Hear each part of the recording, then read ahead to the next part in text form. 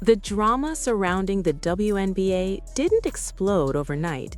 It crept in quietly, disguised as optimism, dressed up in headlines about growth, empowerment, and a long-awaited breakthrough moment that many people desperately wanted to believe in. For nearly a full year, fans, media outlets, and league insiders repeated the same story until it felt undeniable. Women's basketball, they said, had finally arrived. The audience was growing. The culture was shifting. The league was on the verge of standing shoulder to shoulder with its male counterpart. But beneath the surface, something far less inspiring was happening. And now, with a potential strike looming and ratings collapsing in real time, that carefully constructed illusion is unraveling faster than anyone expected. In the coming days, WNBA players are set to decide whether they will walk out. On paper, it's framed as a bold stand for respect, fairness, and economic justice. In reality, it may be the most dangerous gamble in the league's history, because unlike previous labor disputes in major sports, this one isn't backed by leverage, public demand, or financial stability. If the players strike, there's a very real possibility the league doesn't come back in any recognizable form. Not because ownership is vindictive, not because management is cruel, but because the market has already delivered its verdict, and it wasn't kind. For months, the narrative was airtight.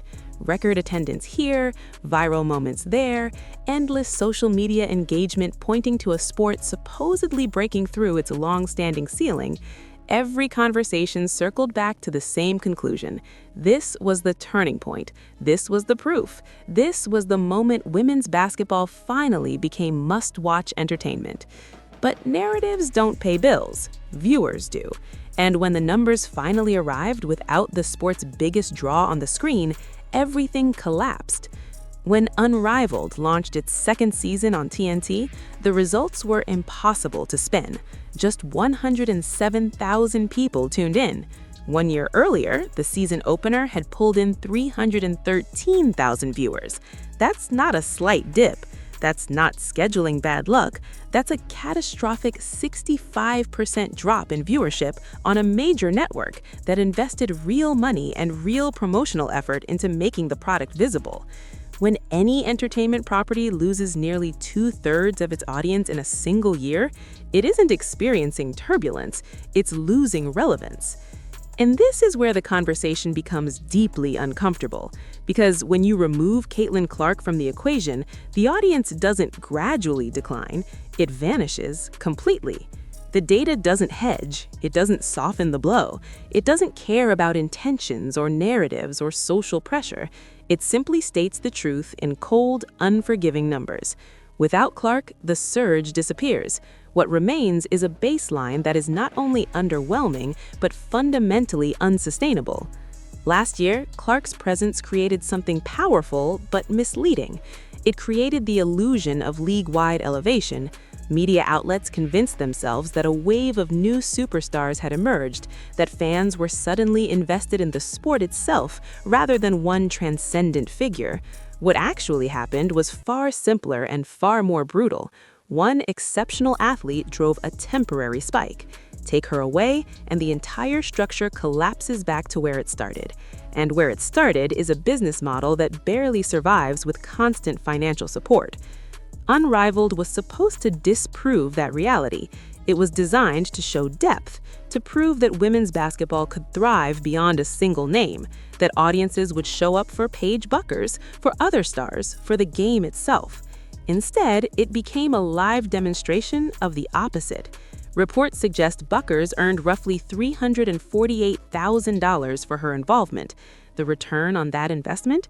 Roughly 17,000 viewers attributable to her presence.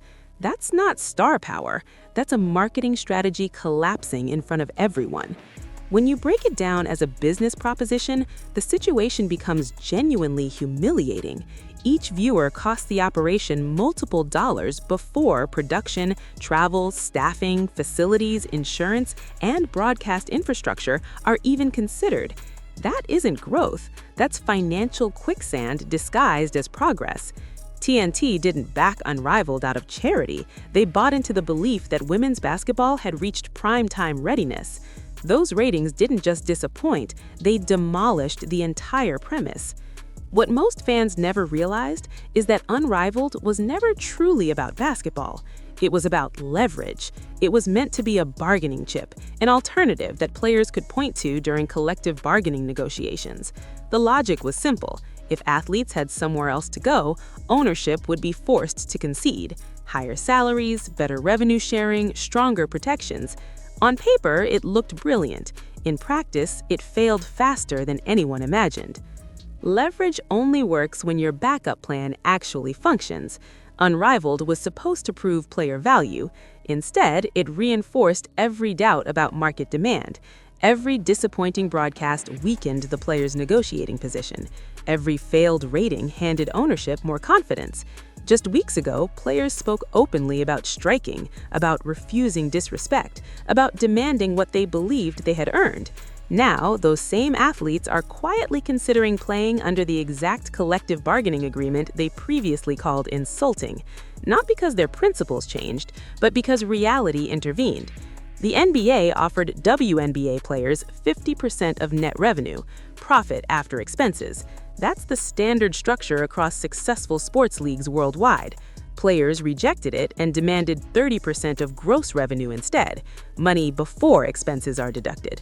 Under that proposal, the league would lose an estimated $700 million almost immediately. That number alone exposes how disconnected the demands had become from economic reality. This wasn't strategic negotiation, it was entitlement built on a false belief that mainstream popularity had permanently arrived. Ratings don't negotiate, advertisers don't compromise, investors don't care about narratives, they care about attention that converts into revenue. Unrivaled failed that test on the largest platform it will ever receive. If the upcoming season proceeds under the old agreement, the power dynamics become painfully clear. Players retain the right to strike, but ownership holds every meaningful card. There's no urgency, no pressure, no fear. The product already struggles to attract viewers. Let the players walk and see what happens next. That experiment has already been run, and the results were devastating. The truth that nobody wants to say out loud is that the WNBA does not survive on its own financial merit. It survives because the NBA subsidizes it year after year. For decades, billionaire owners absorbed losses in exchange for goodwill, public relations, and long-term brand positioning.